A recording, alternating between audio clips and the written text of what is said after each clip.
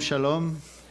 Welcome. Shalom, shalom. Bienvenue à chacun à l'Église messianique Beth-Ariel. Après, chaque semaine, on parle de la croissance de l'antisémitisme à travers le monde. Et c'est un mal qui grandit toujours. Quelqu'un en France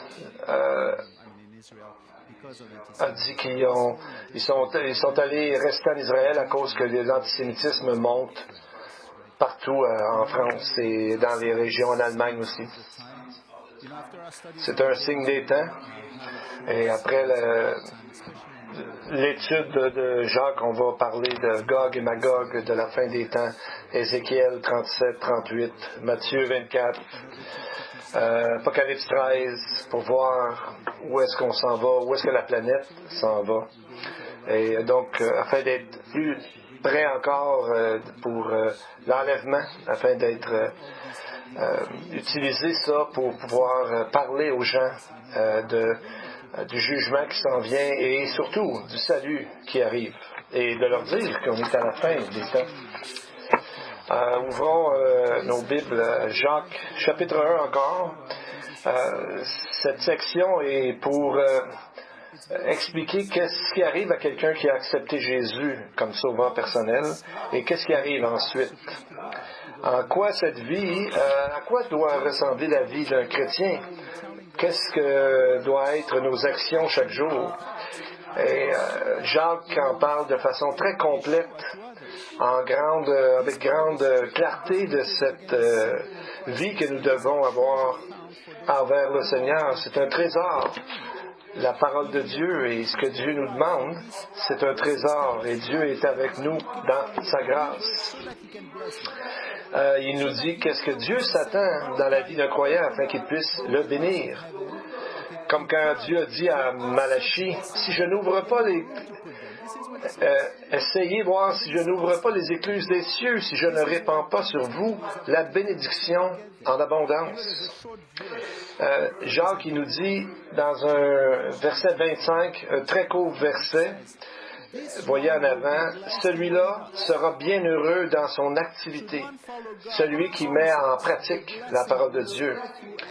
Les bénédictions vont être dans sa vie, de différentes facettes de sa vie, parce que Jésus l'a promis. Jésus a dit, cherchez d'abord le royaume de Dieu, d'abord, et ces choses vous seront données en plus. Donc, c'est pas une chose hyper compliquée à faire, mais c'est notre chair qui souvent nous empêche de le faire. Et là, Jacques nous montre comment ça marche, comment on doit faire, qu'est-ce qu'on doit faire exactement. Où sont les bénédictions dans notre vie? Premièrement, Jacques nous parle de deux genres d'expressions très importantes. Les mots que nous parlons et les mots ou la parole de Dieu. Donc, nos paroles et les paroles de Dieu. Il met une grande emphase sur les deux parce que ça reflète quelque chose dans la vie. Donc, il commence d'abord par nous, comment nos mots reflètent ce que nous pensons en dedans, ce que nous sommes en dedans vraiment dans notre cœur. Et c'est pour ça qu'il amène ces images-là pour nous montrer que c'est important. On peut penser que c'est pas important, nos mots pour Dieu, qui regarde le cœur. Oui, mais les mots viennent du cœur. Donc Dieu prend ça en considération. Dieu trouve ça important également. Je pense qu'on n'a pas vraiment compris, même si ça fait longtemps qu'on est chrétien, toute la puissance qu'il y a dans la parole de Dieu. Et aujourd'hui, juste dans une petite section, nous allons voir 6 différentes façons de parler de la parole. On parle de la parole de vérité, la parole plantée dans nos cœurs, un miroir, la loi parfaite et aussi la loi de liberté et finalement la loi royale, chapitre 2, verset 8. Donc, en montrant l'importance de la parole de Dieu, il nous montre que Dieu doit être la première place. Et c'est là qu'il doit être, nous savons ça. Et à partir dès le début, Dieu, dans sa parole, nous montre qu'il veut être en relation avec nous. Et là, Jacques nous dit au verset 5, vous avez un problème? Demandez à Dieu. Pourtant, Jacques était à la tête du conseil de Jérusalem. Il était quelqu'un. Paul, Pierre et Jacques regardaient, pas Jacques, son frère, regardaient à lui comme le leader qui avait des réponses. C'est ce qu'on voit dans la parole de Dieu. Mais pourtant, lui se tasse de côté dans son humilité et il dit, demande à Dieu. Demande à Dieu qui sûrement va te répondre. Donc, il nous parle de demander à Dieu. C'est comment demander à Dieu? Il nous dit que c'est à travers la prière et la compréhension et à travers la parole de Dieu, donc de l'étudier. Donc, et ensuite, il nous dit aussi qu'on a l'Esprit en dedans de nous. Donc, on a tout ce qu'il faut pour pouvoir être béni de Dieu, mais il nous dit de commencer par demander à Dieu, de mettre Dieu en premier partout. Parce que Dieu est le Dieu de sainteté, le Dieu des lumières, de l'amour. Il est toujours présent. Donc, il nous dit comment nos vies peuvent être bénies, comment nos vies peuvent être ordonnées si nous mettons Dieu en premier. Au verset 19, nous trouvons la formule gagnante. Ainsi, mes frères bien-aimés, que tout homme soit prompt à écouter, lent à parler, lent à la colère. Donc, on voit cette règle de 3 qu'on voit parfois. Ici, on voit prompt, lent. Et il disait ce que j'ai dit, prompt, lent. C'est ça, c'est prompt, lent en réalité. Mais cette règle de 3, les rabbins en parlaient souvent dans leurs écrits. Et ils disaient dans la Mishnah, la loi orale, il y a une phrase qui dit, il y a 3 choses qu'il faut comprendre dans la vie. Connais ce qui est au-dessus de toi, ce qui est plus grand que toi. Il faut que tu aies un œil pour voir et une oreille pour entendre. Et troisièmement, n'oublie pas que toutes tes actions seront écrites dans un livre. Et une autre section du livre, dans la Mishnah, toujours dit, le monde tient sur 3 choses, sur la Torah, sur le service du temple et sur les actions de bienveillance que Dieu connaît et qui regarde. Mais Jacques nous emmène vraiment dans l'importance des choses dans les choses dans notre vie. Premièrement, il parle du mot colère, la colère. En grec, c'est un mot assez différent. Colère est comme une deuxième traduction. La vraie traduction de départ serait plutôt de parler sans réfléchir, de parler durement, abruptement.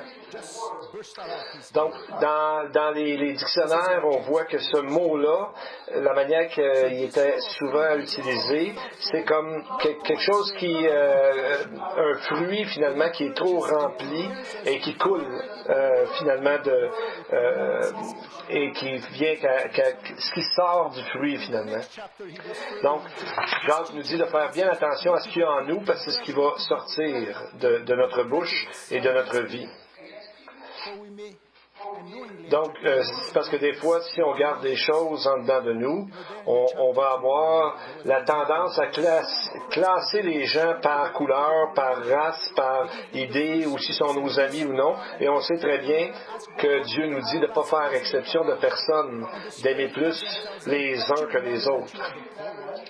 Donc, n'oubliez pas que Dieu nous dit, dans le fond, à travers Jacques, nous sommes tous pauvres devant Dieu. Mais souvent, on a tendance à se penser toujours meilleur que les autres, ce qui est le contraire de l'humilité. Donc, Jacques nous demande de la part de Dieu de faire attention à nos paroles et de considérer les autres, comme un autre texte nous dit, comme autant au-dessus de nous-mêmes. Et c'est ce qui aide la congrégation lorsque ça va bien, c'est parce qu'elle applique ces choses-là à l'intérieur d'elle-même dans notre assemblée. C'est ce qui est important de faire, c'est d'appliquer la parole de Dieu.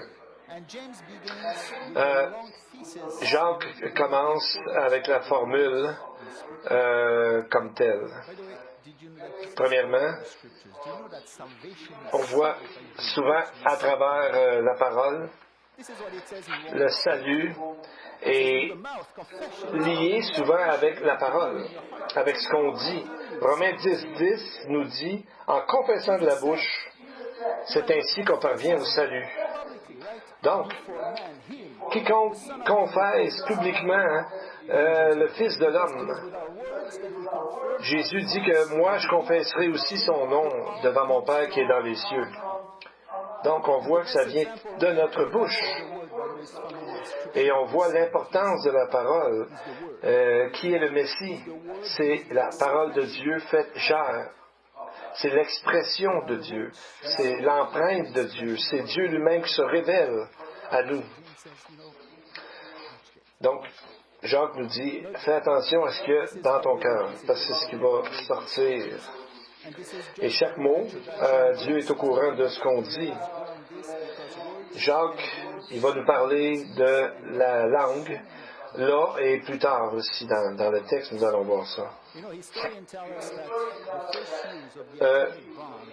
Vous savez, quand la première bombe atomique, on dit que ça a été, dans le fond, à cause d'un mot mal compris, mal interprété, mal traduit. À Hiroshima, qui a tué 140 000 personnes, et la deuxième bombe à Nagasaki, qui a tué 74 000 personnes, est peut-être le problème à la base d'avoir un mot mal compris. En juillet 1945, la Deuxième Guerre était en cours et les chefs des États-Unis, de la Grande-Bretagne, de la Russie et de la Chine ont envoyé un ultimatum au Japon en disant de changer, de se rendre, sinon il y aurait une destruction rapide et complète. Le premier ministre du Japon a répondu par un mot qui est mokusatsu, quelque chose comme ça, et le premier ministre l'avait souvent dit dans le passé. Mais qu'est-ce que ce mot-là veut dire? Ce mot-là, dans le passé, quand il s'en servait, c'était pour dire aucun commentaire. Mais quand ça a sorti dans le monde, et les médias ont commencé à regarder, les gens ont commencé à étudier ce mot-là, ils ont vu que ça vient de deux mots, moku et satsu, qui, dans le fond, ils ont interprété ça comme si ça veut dire j'écoute même pas ce que tu me dis, je veux rien savoir. Je veux pas même pas négocier, même pas parler, juste je te dis un mot, puis ça veut dire je veux rien savoir. Donc, c'est ce que, comme conséquence, a donné la bombe à ce moment-là, la première bombe atomique. Donc, nous, parfois aussi, quand nous interprétons mal, on risque de mal comprendre et de lancer des bombes sur les gens de façon, c'est une image pour dire qu'on doit vraiment faire attention à ne pas faire ça. Versets 19 à 21. Sachez-le, mes frères bien-aimés, que tout homme soit prompt à écouter, lent à parler, lent à se mettre en colère, car la colère de l'homme n'accomplit pas la justice de Dieu. C'est pourquoi, rejetant toute souillure et tout excès de malice, recevez avec douceur la parole qui a été plantée en vous et qui peut sauver vos âmes. Donc on voit, il nous dit que cette colère qu'on a vue tantôt ne produit pas la justice de Dieu, parce que ça fait le contraire. Ça reproduit notre propre injustice, la façon qu'on agit, souvent qui fait mal aux autres. Donc, la justice de Dieu, c'est la justice de Jésus qui nous donne après sa résurrection et par le Saint-Esprit qui habite dans le croyant. Donc, c'est ce que Dieu voit à travers nous. Dieu nous voit à travers Jésus. Donc, c'est cette vie-là que Dieu veut que nous faisions afin que nous soyons comme notre Maître Jésus lorsqu'il agissait sur la terre. Donc, on voit, c'est des mots très forts. Il parle de la souillure, toute souillure et tout débordement de malice. C'est pas toujours traduit débordement, mais le mot est là. Donc, on voit que souvent on sert dans la Bible de la surabondance de la grâce ou de l'abondance de la joie dans Corinthiens et dans Romains, et même de l'abondance de la foi. Mais Jacques, ici, n'a pas peur d'utiliser ce mot-là pour dire qu'il est possible, si on ne suit pas le Seigneur comme il faut, d'avoir ce qui sort de nous, c'est de la souillure et de la malice. Donc, il faut faire attention à ne pas faire ça. Parce qu'au cœur de notre cœur, dans le fond, il y a la méchanceté, il y a la malice, il y a la souillure, nous sommes tous pécheurs. Donc l'homme est intelligent et tout ça, mais au milieu de lui-même, son cœur, il y a le mal qui est là, il faut voir ça et le combattre. Jean 3,20, Jésus nous dit, car quiconque fait le mal haït la lumière et ne vient pas à la lumière de peur que ses œuvres ne soient dévoilées. Donc la personne qui comprend, mais ne vient pas à Jésus, pourquoi? Parce qu'elle ne veut pas changer, elle ne veut pas que ses œuvres soient dévoilées. Aucune religion qu'on connaît n'est aussi ouverte dans ce qu'elle nous dit, n'est aussi directe. Donc, il nous parle de la parole plantée en nous qui peut sauver nos âmes. Recevez avec douceur la parole qui a été plantée qui peut sauver vos âmes. Donc, ça nous rappelle la parabole du royaume, que Jésus nous dit qu'il y avait un fermier qui a envoyé de la semence. Nous savons que le fermier, c'est Jésus, et la semence, c'est la parole de Dieu, et pas tout le monde répond à la parole de Dieu de la même façon. La première terre ne reçoit pas du tout la parole de Dieu. C'est ce qu'il nous est dit, qu'un oiseau vient et prend la semence et part avec. Donc, Jésus nous dit que l'oiseau, c'est le diable. Il essaie toujours d'enlever à mesure ce que Dieu dit à la personne, et si la personne ne va pas plus loin, bien, ça ne rentre pas. Donc, la première terre, il n'y a aucune réponse. La deuxième terre, on voit qu'il reçoit la parole dans des endroits pierreux. Cette fois, la parole est entendue, mais les endroits pierreux montrent qu'il n'y a pas eu de racine de la parole de Dieu dans ce cœur-là, donc ça n'a pas donné de fruits. Donc, c'est ce que Jacques nous dit, que la parole, c'est elle qui ne fait pas des fruits en nous. La troisième terre, c'est un peu mieux. La semence est plantée, mais il y a beaucoup d'épines. Ça représente les choses de ce monde, les richesses, par exemple, et des angoisses que nous avons ou des choses que nous voulons dans ce monde. Et il n'y a pas de fruit qui est sorti de là. Mais la quatrième terre est celle qui répond à la parole de Dieu, qui la comprend et qui la met en pratique. Et c'est ce que Jésus nous a dit dans Matthieu 12, à la conclusion de cette parabole. Jésus nous dit, celui qui a reçu la semence dans la bonne terre, c'est celui qui entend la parole et la comprend. Il porte du fruit, un grain 100, un autre 60 et un autre 30. Trois choses ici qui arrivent. Il entend, il comprend et il produit du fruit. Et là, il y a différents genres de fruits, ou encore il y en a différentes quantités, c'est ça. Donc, d'entendre. C'est quoi entendre? C'est de laisser l'esprit travailler dans notre cœur. De comprendre et de rechercher le sens de la parole de Dieu. Ça implique, premièrement, de croire que c'est la parole de Dieu vraiment, qu'il n'y a pas de faute dedans, qu'il n'y a pas d'erreur, et ça implique aussi d'y travailler à la comprendre et l'étudier et la méditer. Et troisièmement, de produire du fruit, de porter et de produire du fruit. Et c'est le meilleur investissement que vous pouvez avoir sur cette terre. Il nous dit comment faire pour porter du fruit au verset 21. Recevez avec douceur la parole qui a été plantée en vous et qui peut sauver vos âmes. Il dit, prenez-les pour vous, gardez-les dans votre cœur. C'est ce qui va arriver. Il va arriver plein de bénédictions avec cette obéissance. Donc, il dit cette parole qui peut sauver vos âmes. Recevez avec douceur. Donc, le lexique grec nous parle de ce mot douceur.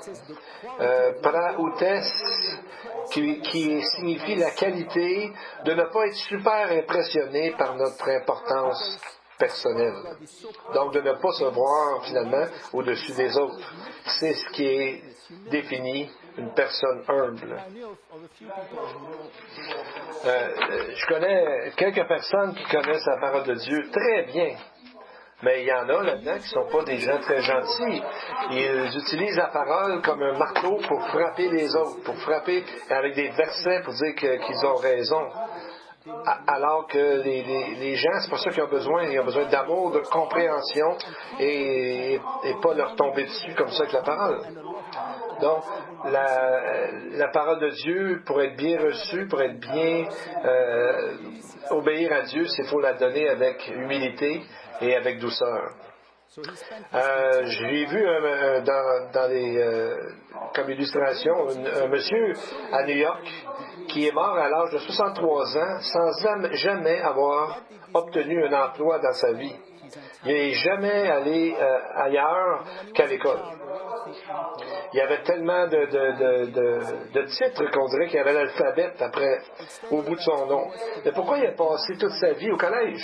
C'est que quand ses parents, quand il était jeune, un de ses oncles est mort et il a dit dans son testament qu'il va lui donner de l'argent tant qu'il va être à l'école. Donc cet homme-là est resté à l'école toute sa vie pour avoir les bénéfices de ce testament. Mais finalement, tout ce qu'il a fait, il a appris des choses, mais il n'a rien fait au niveau de ses actions, au niveau d'agir, au niveau d'avoir un travail dans la vie. Il s'est laissé faire en ayant de l'argent et en faisant presque rien, en allant à l'école, puis en remettant des travaux comme ça. Donc on voit dans le domaine religieux, c'est un peu la même chose. Si on est juste là à attendre que Dieu fasse tout, on n'avancera pas, on ne sera pas béni. Il faut mettre les choses en pratique.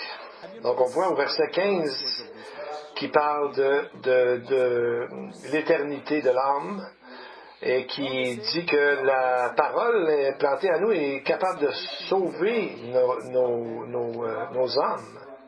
Il y a eu beaucoup d'interprétations là-dedans. Est-ce qu'on perd notre salut? Est-ce qu'on n'a pas le salut éternel? C'est quoi? Mais n'oubliez pas que la Bible parle toujours du salut en tant que quelque chose passé, présent et futur. Encore là, il y a la règle de 3, dans le fond, c'est qu'il y a 3 choses importantes, et s'il y en manque une, souvent on voit ça dans plusieurs cultes, dans plusieurs fausses religions. Donc, parce qu'à ce moment-là, on a un morceau, finalement, des 3 choses les plus importantes qui nous manquent. Donc, on ajoute d'autres choses qui ne sont pas bonnes pour notre vie. C'est ce que Dieu nous dit. La première chose qui est dans le salut, c'est la justification. La justification, ça veut dire quelqu'un qui, par la foi en ce que Jésus a fait sur la croix, on est sauvé pour toujours. Justifié une fois pour toutes, au niveau de la position, cette position-là ne changera jamais. Donc, on ne perd pas notre salut. Au niveau de la position, nous sommes sauvés lorsque nous mettons notre foi en Jésus pour toujours. Mais la deuxième partie de cela dans notre vie, c'est la sanctification.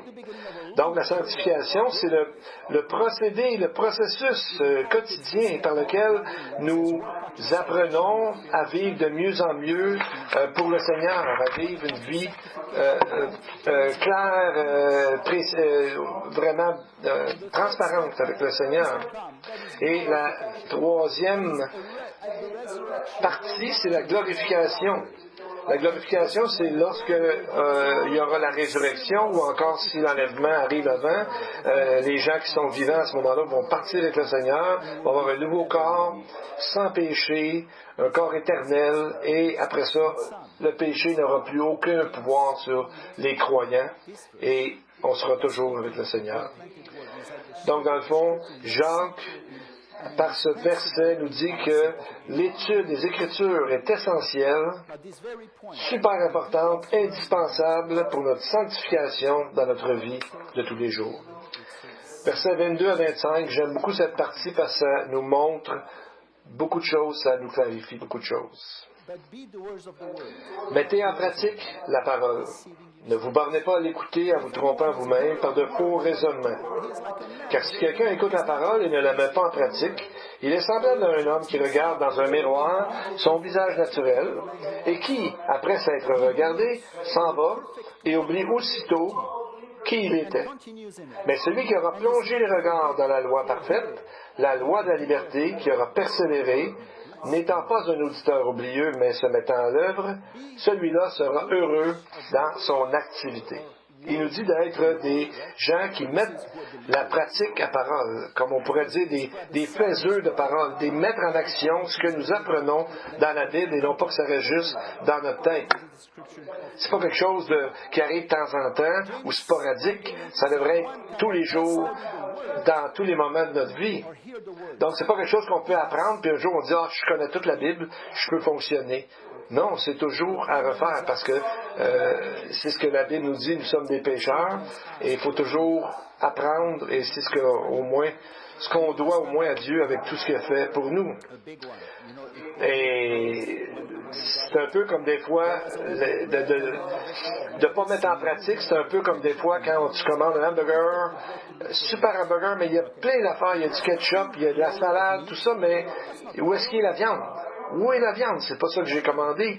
Donc, on peut mettre dans notre vie plein de trucs, mais on n'a pas la base qui est d'étudier la parole de Dieu, d'obéir et d'être près de Dieu. Un autre prophète nous a dit, Amos 3:8, « Le lion rugit, qui ne serait pas effrayé? Le Seigneur l'Éternel parle, qui ne prophétiserait pas? » Donc, pour Amos, c'est comme s'il y a un lion là, qui rôde dans les rues puis qui rugit. Tout le monde va partir à courir, tout le monde va partir se cacher. Et c'est un peu ce qu'il nous dit. Il faut, quand le Seigneur nous parle, on devrait avoir la même réaction. Et non pas se cacher, mais de mettre en pratique ce qu'il nous dit. L'autre image qu'on a, c'est le miroir. C'est très intéressant ce que Jacques nous dit, c'est presque drôle. Et il dit que celui qui écoute la parole de Dieu puis il la fait pas, c'est comme quelqu'un qui se regarde dans le miroir puis il oublie qui il est. OK, tantôt on a commandé un hamburger, mais supposons qu'on commande un spaghetti, là, puis on mange, puis on a plein, tout à coup on se regarde dans le miroir, puis on a toutes les lèvres rouges alentour, sur les joues, on a de la sauce à tomate, etc. Puis là on dit, on met le miroir là, puis on s'en va travailler ou on s'en va quelque part. C'est exactement ce que Jacques nous dit, que c'est pas intelligent de faire ça. Tu sais, c'est comme si on regarde dans le miroir, puis il dit, si quelqu'un fait ça, il est semblable à un homme qui regarde dans un miroir son visage naturel, et il s'en va, oubliant aussitôt qui il était. Donc, c'est comme dans le texte qui nous dit, que le texte nous dit qu'il oublie qui il était. Et il parle de son visage naturel, ça veut dire le visage de sa naissance, son vrai visage, vous savez. Autrement dit, comme on dit des fois, il ne faut pas être un visage à deux faces. Donc, sa vraie nature, c'est ce qui nous est parlé ici. Donc, il faut se regarder dans le miroir pour se rappeler comment on est pécheur encore. Et pas mettre le miroir là pour faire comme s'il n'était rien arrivé, mais de suivre la parole de Dieu, parce que la vraie nature ici, c'est le mot aussi qu'on voit la Genèse. Donc c'est cette nature-là qui nous est donnée, qui nous a été donnée à notre naissance. Au sujet des miroirs, c'est intéressant de voir que Sénéca, c'est un philosophe romain dans le temps, et dans ce temps-là, qui était contemporain de Jacques, et il se moquait des femmes romaines qui mettaient beaucoup de temps et d'énergie et d'argent sur les miroirs. Et plus tard, au 16e siècle, à Venise, les Italiens ont trouvé une nouvelle façon en ayant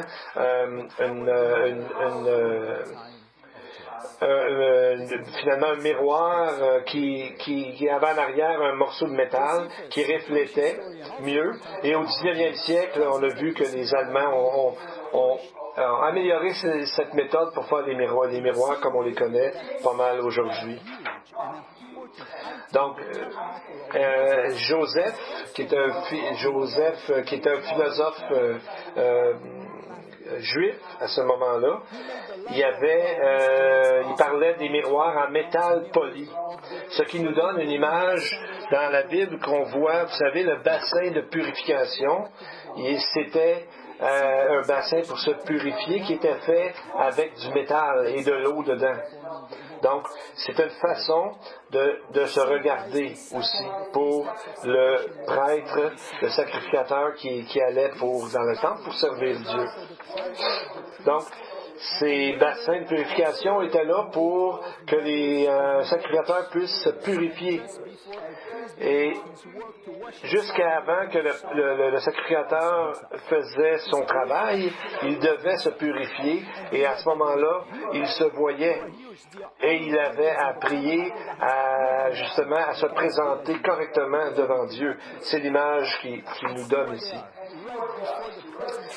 Donc, voyez-vous où est-ce qu'ils sont, ces items-là?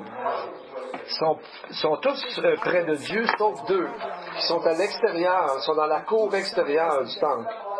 Il y a l'autel qui symbolise l'autel du sacrifice où les animaux étaient sacrifiés et qui symbolise la mort du Messie, de l'agneau de Dieu.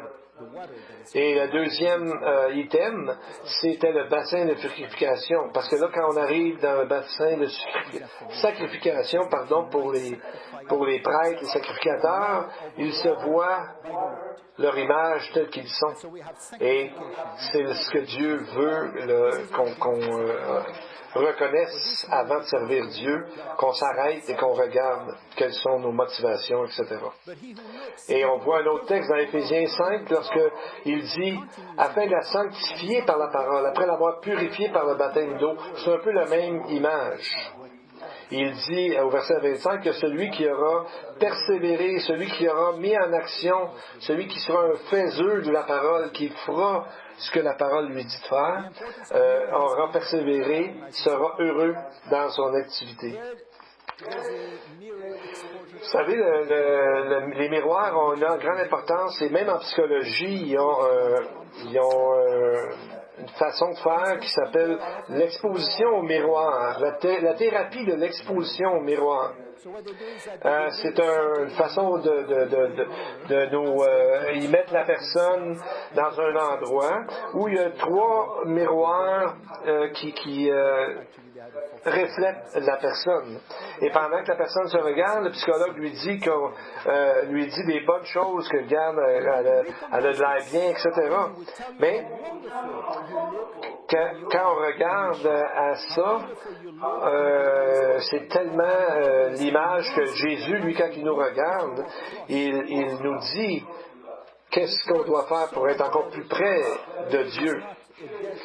Et là, ce n'est pas un miroir qui nous dit à peu près des choses ou une personne, un psychologue, qui nous dit des choses, mais c'est l'Esprit de Dieu lui-même qui vit à l'intérieur de nous, qui nous montre comme un miroir notre vie personnelle et comment faire pour changer, c'est de regarder dans la parole de Dieu et de l'apprendre, de l'étudier.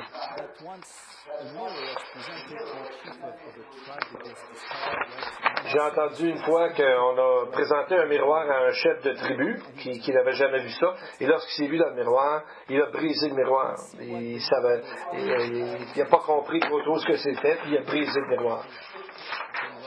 Et pourtant, dans cette image un peu que Jacques nous apporte, Jacques nous parle que la parole de Dieu est la loi parfaite, la loi de liberté.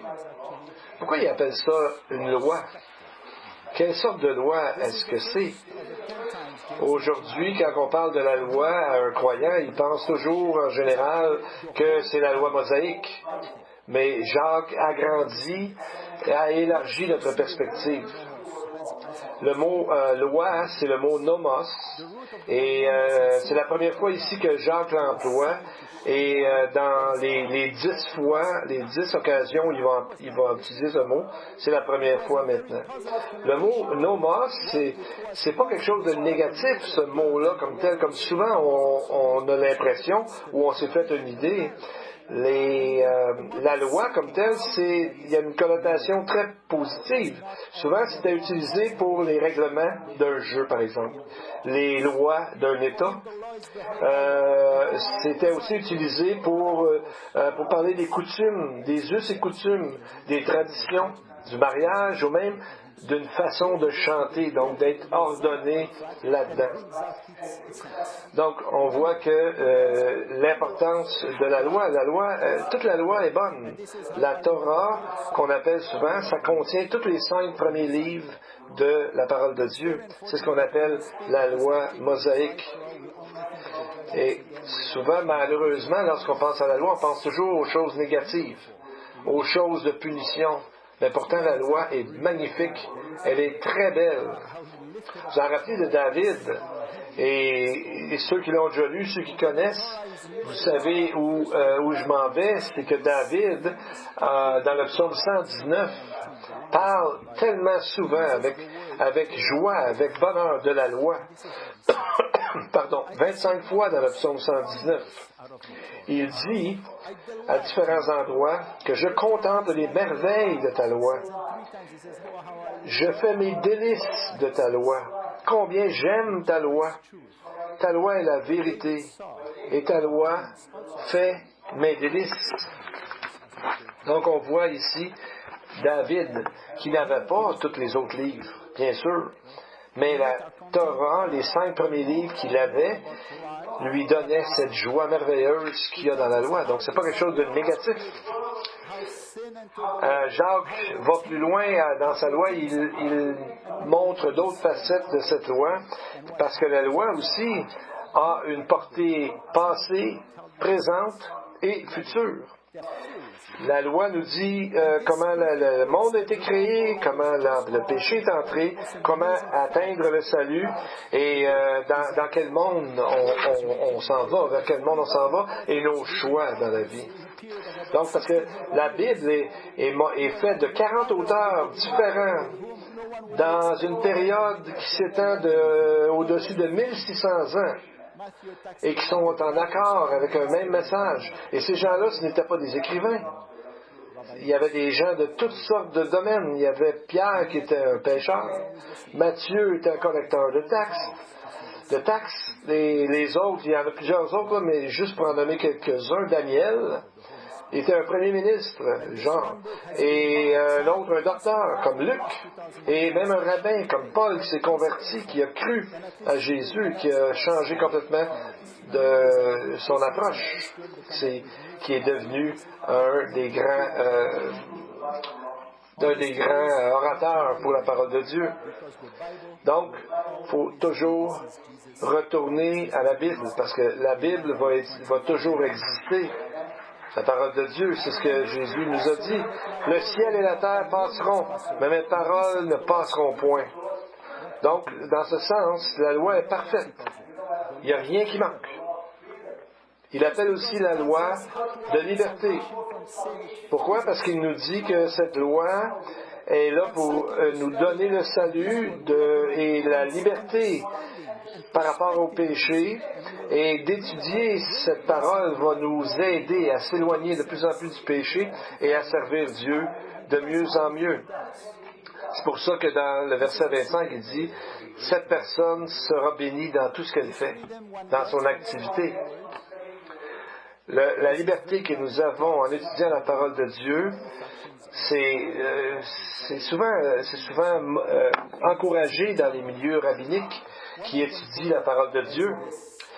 Dans Exode 32:16, qui parle des tablettes, des 10 commandements, il est dit dans le Talmud que les tablettes, les 10 commandements étaient le travail de Dieu, l'écriture de Dieu, et qui a été mise sur des tablettes. L'écriture était de Dieu lui-même. Donc, il dit dans cette portion du Talmud, il dit, ne lis pas la parole, et le mot veut dire ce qui est juste écrit là, mais écoute la sagesse qu'il y a dans ces paroles-là, et tu vas voir que l'homme le plus heureux, le plus libre, est celui qui étudie vraiment la parole de Dieu dans sa vie, cette personne est vraiment libre. Donc c'est un peu comme Paul et Nicodème qui au début étaient très religieux, que ça les empêchait de voir, mais un jour ils ont cru en cette parole et ils sont devenus de grandes personnes qui ont pu mettre en pratique la parole et conduire des gens à Jésus. Quelle est exactement cette loi de liberté? Cette loi de liberté, c'est la loi de l'amour. C'est dans la parole de Dieu et c'est ce que Jacques nous parle. On va voir dans les prochains chapitres aussi un peu plus là-dessus. Mais il faut voir comment on doit le faire. Verset 25. Mais celui qui aura plongé les regards dans la loi parfaite, la loi de la liberté, qui aura persévéré, n'étant pas un auditeur oublieux, mais se mettant à l'œuvre, sera heureux dans son activité.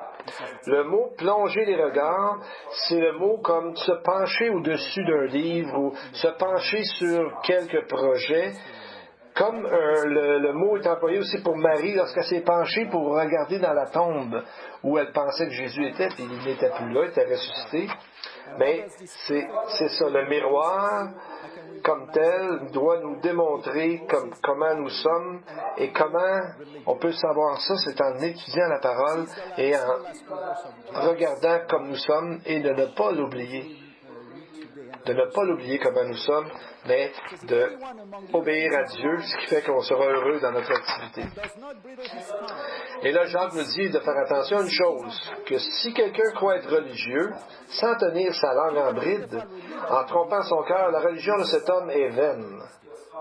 La religion pure et sans tache devant Dieu, notre Père, consiste à visiter les orphelins et les veuves dans leurs afflictions et à se préserver des souillures du monde. Quand il commence cette section, on l'a vu tantôt, il parle du pouvoir de la langue. On ne peut pas juste dire que on dit des choses, mais on ne le fait pas. La vraie religion qu'on a vue dans le texte en est une d'action et d'œuvre, des œuvres pour plaire à notre Dieu qui nous a sauvés. Donc, c'est notre expression d'amour envers Dieu.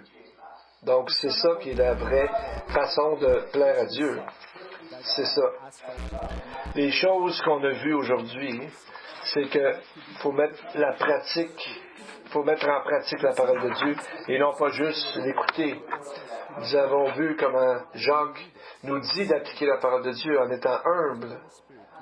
Donc, de prier avant, de méditer la parole de Dieu et d'être lent à la colère et d'être lent à faire des choses qui sortent directement de notre cœur, mais à prier. Donc, nos impulsions, nos choix, ils n'ont rien de mal en tant que tel, mais c'est de la façon d'agir. C'est que si on n'a pas été voir Dieu avant, qu'on n'est pas près de Dieu, ça va faire des ravages autour de nous. Donc, ces mots, ces lois, il nous demande de les étudier correctement. Il nous dit de regarder à sa loi.